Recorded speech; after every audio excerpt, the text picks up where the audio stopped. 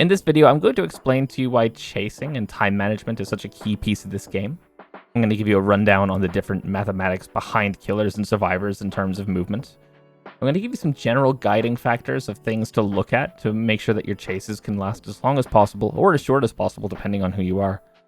And that'll include things like using pallets, vaulting, windows, and breaking line of sight and mind game potential.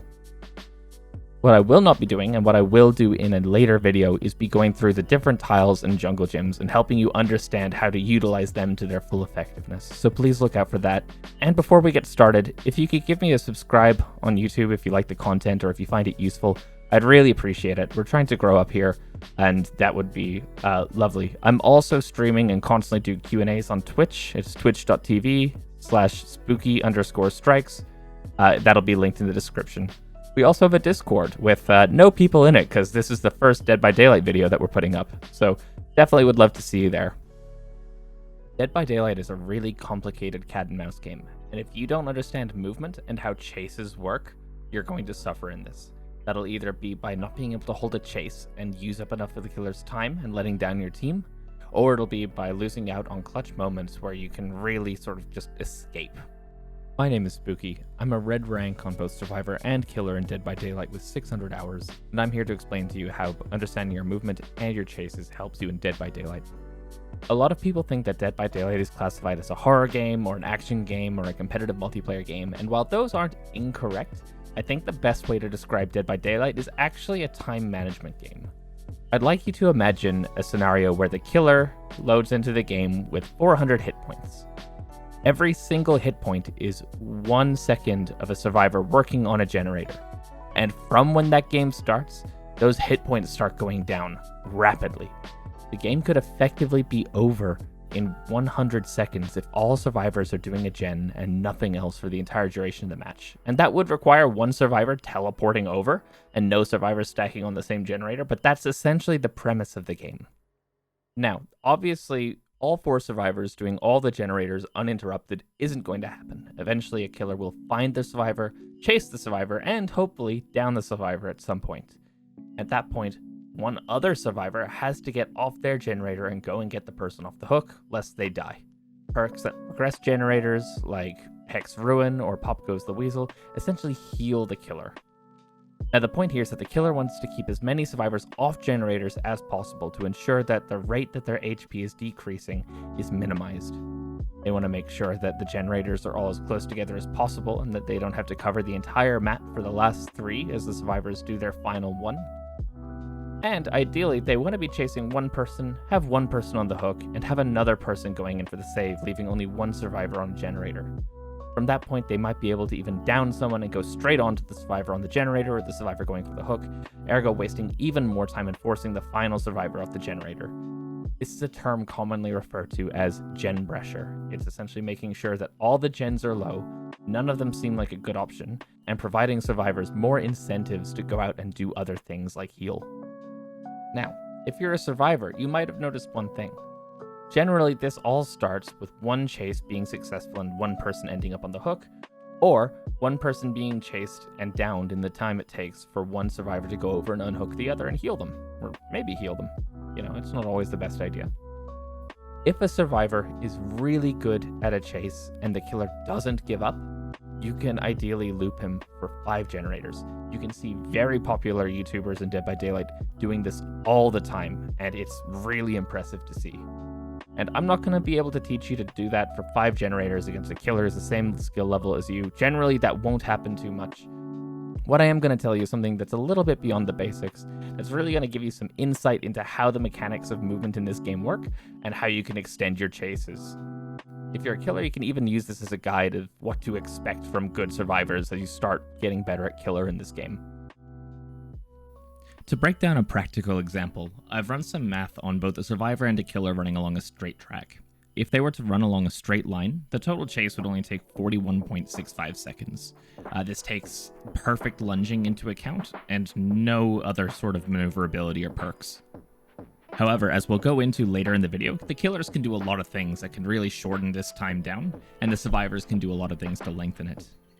If you'd like to see a full breakdown of the math, I'll put the video right here. It also goes over the difference between a 115% movement speed killer and a 110% movement speed killer, and should really help you consolidate your game plan when you're playing characters like Hag or Huntress.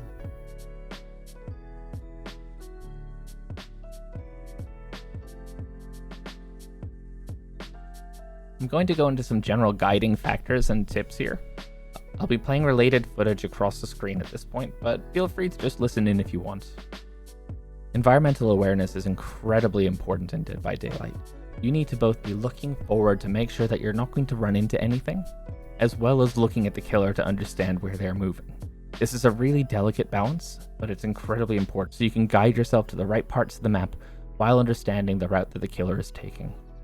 As you're going through and working on different generators, or as you're running around a jungle gym, remember where windows and pallets are located. You ideally want to be running through the pallets as frequently as possible, and in a way that gives you a direct route to the window so you can maintain a fast vault.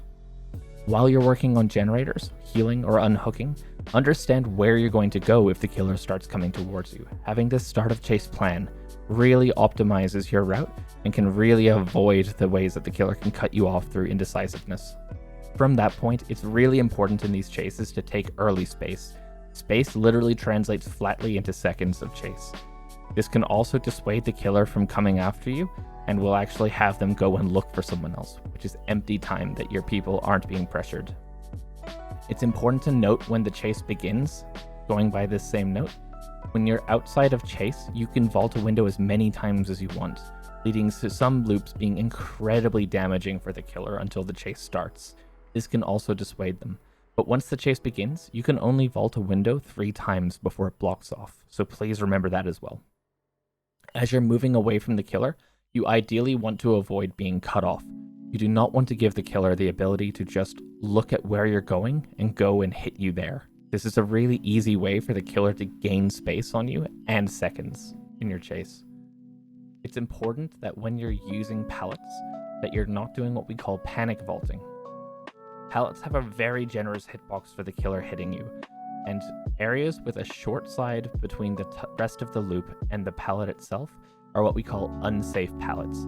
It essentially means that if you were to have the killer on the short side of the pallet and you vault it, they could potentially go into a lunge and hit you if they could detect it.